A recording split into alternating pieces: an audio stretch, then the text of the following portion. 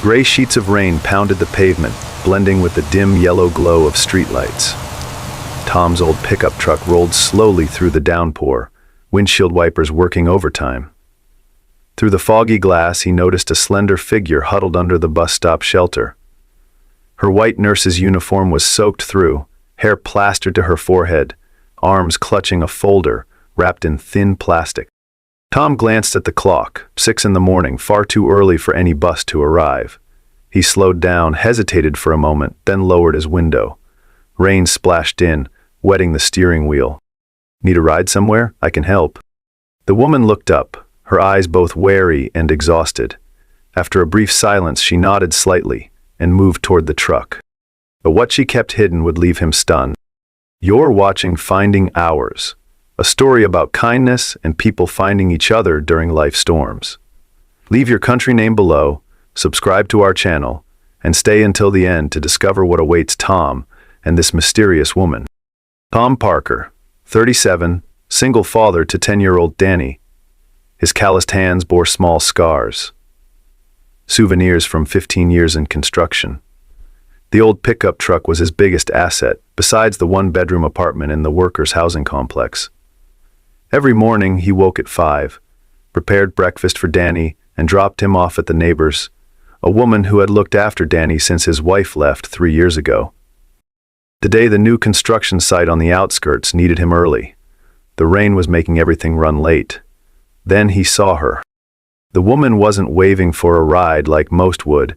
She just stood there, motionless in the rain, as if she'd forgotten her body was soaking wet. Her eyes stared into nothing, full of unspoken thoughts. "Thank you," she said quietly as she climbed into the truck, her voice deep and tired. The folder clutched tightly against her chest like a treasure. "I'm Tom," he said, eyes still on the road. "Where do you need to go?" "Any nearby motel," she answered, gaze fixed out the window. "I need a place to reorganize." The cabin fell silent.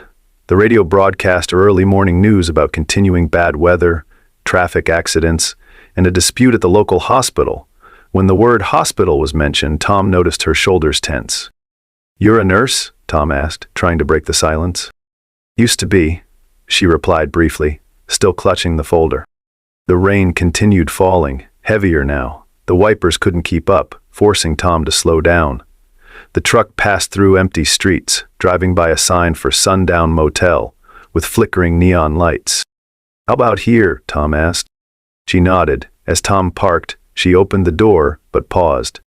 "I'm Kiara," she said, looking directly into his eyes for the first time. "Thank you for your kindness." "No problem," Tom replied, unsettled by that gaze, one that held too many untold stories. Kiara stepped out of the truck, walking into the motel, her small figure seeming to dissolve into the gray curtain of rain. Tom watched her go, a strange feeling rising in his chest. He shook his head, then drove off, already late for work. The dashboard clock displayed 6:25. The day had barely begun, but Tom sensed this wouldn't be an ordinary day. The small motel room had the characteristic musty smell. Kiara placed the folder on the old wooden table, carefully removing the soaked plastic covering. She took off her wet jacket, hung it on the hook behind the door, then sat on the bed, eyes never leaving the folder. Her hands trembled slightly as she opened it. The first page, a dismissal letter from Memorial Central Hospital stamped in red, contract terminated immediately. Next came her pediatric nursing certification, secretly taken photos of hospital wards, and a lengthy report titled Complaint of Violations in Pediatric Care Procedures, Children's Ward, Memorial Hospital. Kiara closed her eyes, breathing deeply. 7 years of work, hundreds of pediatric cases, all ending in one morning when she decided she could no longer remain silent. She took out her phone, the screen showing 37 missed calls from Ryan, the man who had promised to always stand by her until he learned she had lost her job and was facing a potential lawsuit. The last message from him: "You should reconsider your decision. I can't handle this." She laughed bitterly. "Handle," she whispered, as if this were his burden. Outside, the rain continued relentlessly. Kiara walked to the window, looking out at the empty parking lot.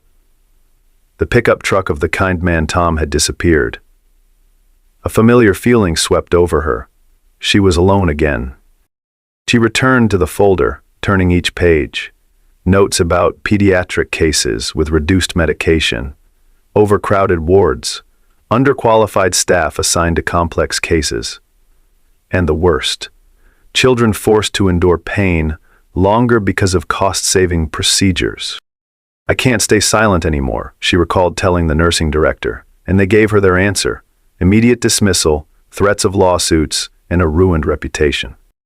Kiara opened her purse, taking out a thin wallet with a few remaining bills. Enough for a week at this motel, no more. She needed to find work, but who would hire a nurse dismissed for organizational disloyalty? She folded the folder, putting it back in her bag. Still, it was evidence, proof that she had done the right thing, that those children deserved better treatment. Kiara lay down on the bed, staring at the water-stained ceiling. She wondered what that man Tom was doing now. He had looked tired, but his eyes, those eyes, saw her not as a burden, but as a person. Tom stood under the construction site's awning, watching the unrelenting rain. Today's work was postponed. Foundations couldn't be poured in this weather. He sipped cold coffee from his thermos, his mind still lingering on the image of the woman in the soaked nurse's uniform. "What's on your mind, Parker?" Mike, his colleague, asked, patting his shoulder. "Nothing," Tom shook his head, but then added, "Do you know what's happening at Memorial Hospital?" "Oh, that controversy? Heard some nurse reported them for mistreating pediatric patients, especially kids from struggling families." Mike shrugged. "The papers say she was fired for making it up, but who knows the truth?" Tom frowned. Nurse, whistleblower, fired. The pieces began connecting. "Hey, I need to pick up Danny," Tom said, standing up, making a sudden decision. "If the manager asks, tell him I'll make up the hours tomorrow." Mike nodded, asking no further questions. That was what Tom always appreciated about this workplace. No one pried into each other's personal business. Tom's pickup truck rolled along the wet roads, not toward the neighbor's house, but back toward Sundown Motel. A knock at the door startled Kiara. She looked out the window. It was nearly noon. She had dozed off without realizing. "Who is it?" she asked, cautious. "Tom Parker, the one who picked you up this morning." Kiara opened the door, surprised to see the man standing there, holding a paper bag of food. "Thought you might need something to eat," he said, offering her the bag. Kiara hesitated, but the smell of hot sandwiches made her stomach growl. She accepted it, inviting him in. "How did you know I was here?" she asked, still standing near the door. "There's only one Sundown Motel in this town," Tom smiled slightly, "and I guessed you wouldn't want to go far in this weather." Kiara opened the bag, took out a sandwich, and took a small bite. She hadn't realized how hungry she was. "Thank you," she said softly, "but I don't understand why you're doing this." Tom glanced around the room, his eyes stopping at the folder on the table. "You were a nurse at Memorial, weren't you? The one who reported them?" Kiara stiffened, putting down the sandwich. "Why are you here? Reporter? Their lawyer?" No, Tom raised his hands. "I'm just a construction worker, and—" He paused, weighing his words. "I have an offer." Tom explained about the construction site, about having no medical staff on site as regulations required. They had hired a young graduate, but he had quit after a week, unable to handle the working conditions. "It's not an official position," Tom said, "just filling a gap. Cash payment daily, no contracts or paperwork needed." "You don't even know if I'm a real nurse." Kiara looked at him, skeptical. "I saw how you held that folder," Tom pointed to the papers on the table. "And the way you talked about the hospital. Whatever happened, I believe you're a good person." Kiara laughed, softly, bitterly. "A good person. That's what cost me everything." "So why not try again?" Tom asked, his voice gentle but firm. "The site just needs someone who knows basic first aid. $40 a day, 7 in the morning until 3 in the afternoon." Other window, the rain had stopped, but the sky remained gray. She didn't have many options. "All right," she finally said. "I'll come." The next morning, Kiara stood awkwardly in the small trailer set up as a temporary medical station at the construction site. An old wooden table, a basic first aid cabinet, and a folding chair. That was all she had. The skeptical looks from the construction workers didn't surprise her. A young, thin woman with tired eyes. Not the image of a medical professional they expected. "You're the new nurse?" a tall worker asked, his voice not hiding his doubt. "That's right," Kiara answered briefly, systematically rearranging the first aid cabinet. "I'm Dave," he introduced himself, still leaning against the door frame. "This site can be pretty dangerous. Do you have experience with open wounds?" Kiara didn't answer. Instead, she took out a roll of gauze, cut a precise length, then worked quickly, wrapping it around her own finger, using a special technique. "This is how you bandage a deep cut while maintaining joint mobility," she said, looking straight at Dave. "I worked 7 years in emergency and 2 years in pediatrics. I can handle anything from minor cuts to open fractures with minimal resources." Dave fell silent, nodding slightly before walking out. Not long after, an alarm sounded. A young worker with a nail piercing through his palm was brought into the trailer. Without unnecessary words, Kiara began working. Her hands moved quickly, precisely. She gently cleaned the wound, injected local anesthetic, then carefully removed the nail, checking that no fragments remained. "You need to go to the hospital for further examination and a tetanus shot," she told the young man who was staring at her in amazement. "But for now, the wound is stable." As the young man left with a clean bandage around his hand, he turned back to look at Kiara. "I thought you were just playing nurse. Now I know I was wrong." Tom stood outside, watching through the trailer window. He smiled when he saw Kiara's expression soften. The first time since they'd met. 2 weeks passed. The medical trailer gradually transformed under Kiara's hands. The medicine cabinet was neatly organized by type. First aid instruction charts were posted on the walls, and a small table with 2 chairs was placed in the corner, where workers could sit and drink water after their shifts. "You've turned this metal box into a little paradise," Dave said, now much friendlier, as he came by to have the cut on his arm checked. Kiara smiled, changing his bandage, just making it more comfortable. These days, she was no longer a stranger. Workers often stopped by the trailer not only for minor wound treatment, but also to ask about their family's health issues. Kiara listened, advised, sometimes writing small notes about caring for children or the elderly. Danny, Tom's 10-year-old son, was particularly fascinated by Kiara. On weekends when Tom brought Danny to the construction site, the boy would sit in the trailer, watching attentively as Kiara worked. "Miss Kiara, how do you know which medicine is which?" Danny asked, eyes wide, looking at the colorful bottles. "I studied for many years," Kiara replied, still focused on measuring an older worker's blood pressure, "and I'm still learning every day." Tom stood outside, looking in through the window. He couldn't help but notice the change in Kiara. Her eyes were less sad, her walk more confident, and occasionally he caught her smile, a gentle, genuine smile. But then one morning, a sleek black car appeared at the construction site. 2 men in immaculate suits stepped out, walking straight to the site office. "Trouble's coming," Mike whispered as he passed Tom. "Representatives from the big company, something about medical licensing issues." Tom's heart tightened.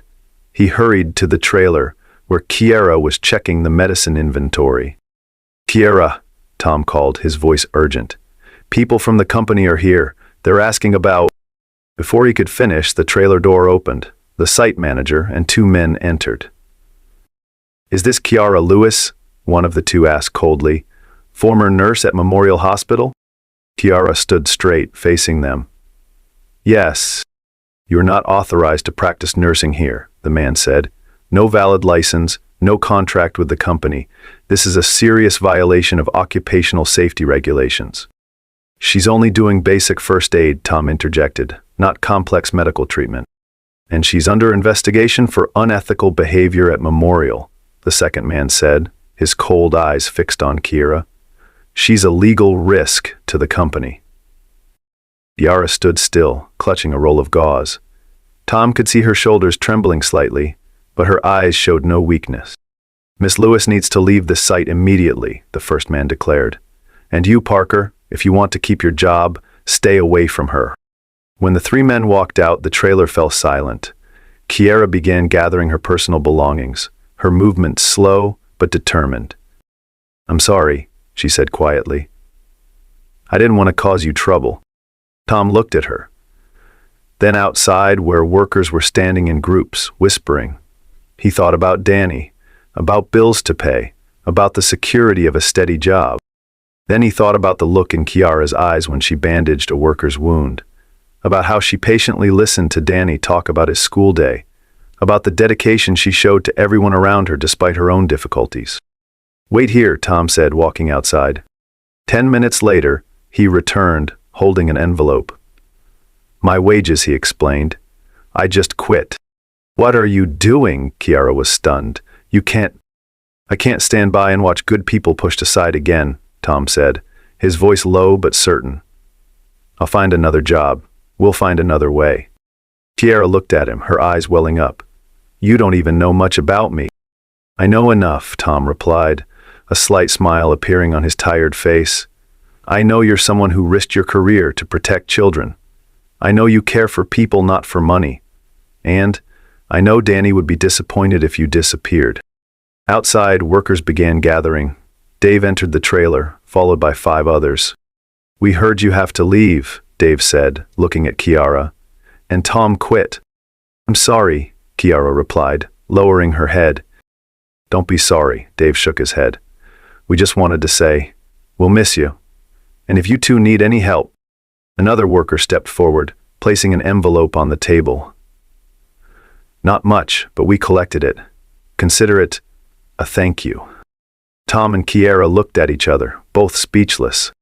Tom's old pickup truck parked by the roadside, its back converted into a simple mobile clinic, a folding table, 2 chairs, and a medicine cabinet securely attached to the truck wall. A tarp was stretched up like an awning, creating a private space for those needing care. "Do you think anyone will come?" Kiara asked, looking at the empty road ahead. They had chosen a suburban area where many working families lived, many without health insurance or money for hospital visits. "Just need one person," Tom replied, attaching a small sign to the truck. "Basic medical care, free." 3 weeks had passed since they left the construction site. Tom had found temporary work at a nearby lumber yard. Lower pay, but enough to cover basic expenses. The rest of the money the workers had collected, they used to buy medicines and medical supplies. Now they spent every Saturday and Sunday afternoon here, by the roadside, with the faint hope they might help someone. Almost an hour passed, no one came. Kiara sat on the folding chair, gazing into the distance. Tom said nothing, just sat beside her, occasionally checking his watch. Then a middle-aged woman approached, leading a boy about 5 years old. The boy was cradling his arm, looking pained. "Hello," the woman said hesitantly. "I saw the sign. My son fell from a swing. I think his arm might be dislocated." Kiara stood up immediately, inviting the mother and son to the table. "What's your name?" she asked gently, kneeling to the boy's eye level. "Lucas," the boy answered, eyes brimming with tears. "Lucas, I'm going to look at your arm, okay? It might hurt a little, but I'll try to be as gentle as possible." With skilled hands, Kiara examined the boy's arm. "The shoulder joint is dislocated," she told the mother. "I can reset it, but he should get an X-ray to ensure there's no other damage." "We don't have insurance," the woman admitted, her voice shaking. Kiara nodded understandingly. "I'll reset the joint and create a secure bandage. Then, I'll write a referral to Lincoln Community Clinic. They have assistance programs for cases like yours." Kiara worked efficiently, gently reassuring the boy throughout the process. Lucas cried when the shoulder joint was reset, but the pain quickly subsided. "You're very brave," Tom said, offering the boy a candy from his pocket. "Like a warrior." When the woman and boy left, with a carefully bandaged arm and referral in hand, she turned back to look at them. "Thank you. I don't know what I would have done without you." That was the beginning. Word spread quickly through the community about the truck clinic, with the kind nurse and the construction worker who always had candy in his pocket. People began coming, initially just a few, then more and more. They came with all kinds of problems: wounds needing stitches, sprained limbs, rashes, high fevers, and sometimes simply needing someone to listen to their health concerns. Kiara couldn't perform complex procedures or prescribe medications, but she could provide first aid, consultation, and connect them with appropriate medical resources. She knew the system well, knew which places had assistance programs, which doctors were willing to offer discounts to those in need, and how to apply for medical aid. Tom became a valuable assistant. He learned to measure blood pressure, check blood sugar levels, and assist Kiara in simple procedures. Danny also joined on weekends, helping organize supplies and chatting with children waiting to be seen. One afternoon, after helping a homeless man bandage a wound on his leg, Kiara found a small piece of paper tucked under the gauze box. It was a child's crude drawing, a nurse figure, standing beside the truck, with wobbly handwriting. "Thank you for seeing me." Kiara held the paper, feeling a lump in her throat. She showed it to Tom. "That's why we do this," he said softly. Kiara nodded, her eyes watering. After all she had lost, job, reputation, relationship, she had found something even more meaningful.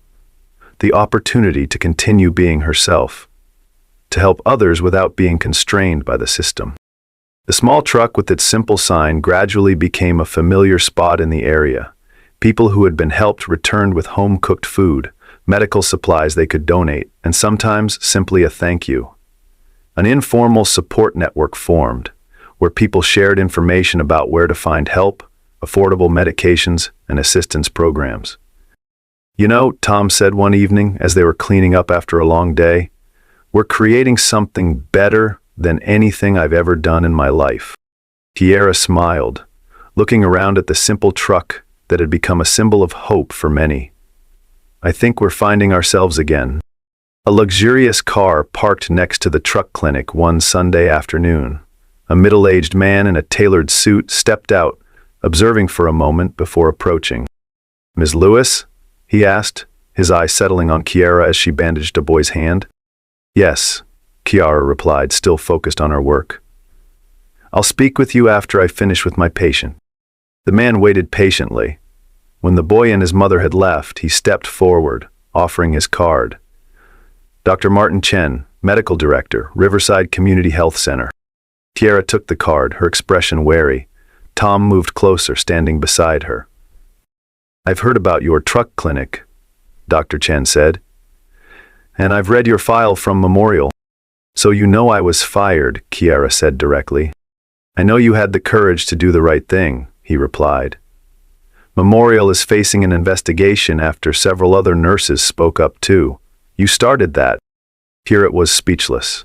It had been so long since she'd heard anything about the case, had convinced herself all her efforts were in vain. "I'm here to offer you a position at Riverside," Dr. Chen continued. "We're expanding our community outreach program, and you're exactly the kind of person we need. Someone who truly cares about patients more than systems." "I no longer have a license to practice," Kiara hesitated. "That can be restored," he affirmed, "with our support. Proper salary, reputation restored, and most importantly, the opportunity to continue the work you love in an environment that respects professional ethics." Kiara looked at Tom, then back at the simple truck that had become her second home these past months. "I need time to think," she said. "Of course," Dr. Chen nodded. "This is a significant opportunity, Ms. Lewis. You deserve to return to your profession." That night, in Tom's small apartment after Danny had gone to bed, Kiara and Tom sat by the window, looking out at the city, bathed in dim lights. "Do you think I should accept?" Kiara asked, her voice subdued. "It's a great opportunity," Tom replied, trying to keep his voice normal. "You'd be back to real work, recognized, properly paid." "True," Kiara sighed, "but I don't know if I really want to go back into that system. Even if it's better than Memorial, there will still be rules, paperwork, reports, things that sometimes prevent us from truly helping people." She looked out the window toward the area where they usually parked the truck. "With the truck clinic, we can go wherever we're needed. There are no barriers between us and the people who need help." Tom was silent for a moment. "You know, I just had a crazy idea." "What is it?" "Instead of a truck, why not a real clinic? Small, but permanent. A place where people know they can always come. Kiara looked at him, her eyes gradually brightening. You think we could do that?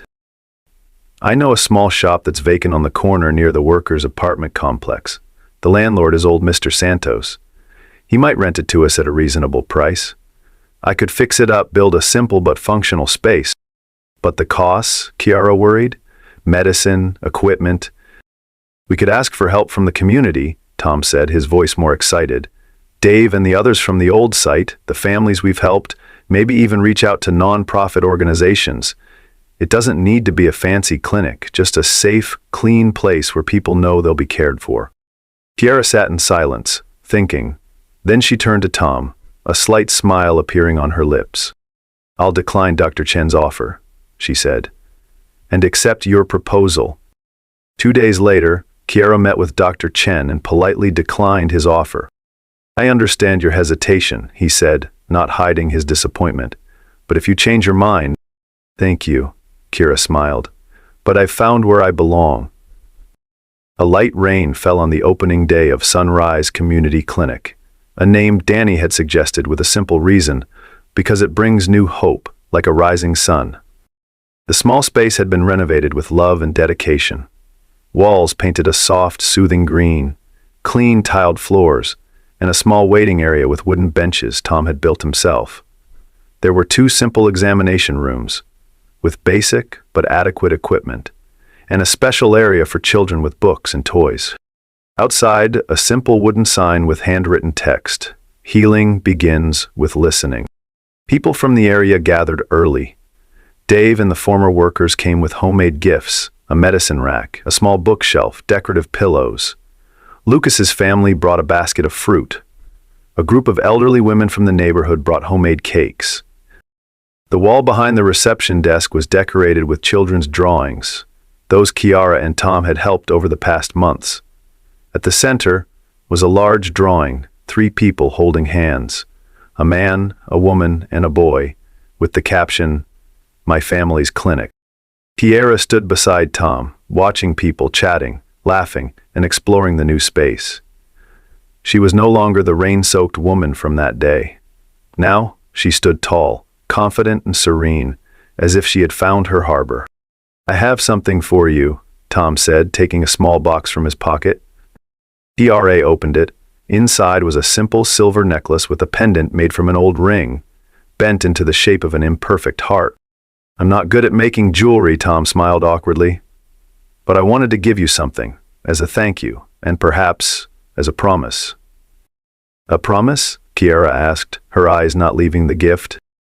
"That no matter what happens, we'll never stop caring, never stop doing the right thing," Tom said, then added more quietly, "and that we'll always be together." Kiara held the necklace, letting Tom help her put it on. When they turned to face each other again, she took his hand. "I never thought that rainy day would be the beginning of the best thing in my life," she whispered. They stood together at the threshold of the small clinic. Not a big hospital, not a prestigious institution, just a small space created from love and dedication. Outside, the rain continued falling gently, but this time, the rain wasn't cold anymore. Danny ran up, taking both their hands. "Everyone's waiting. Time to cut the cake." Tom and Kiara smiled, stepping together into their new future. A future not perfect, not wealthy, but full of meaning and humanity. Sometimes the most valuable things in life begin with a small gesture. Like stopping your car in the rain to help a stranger.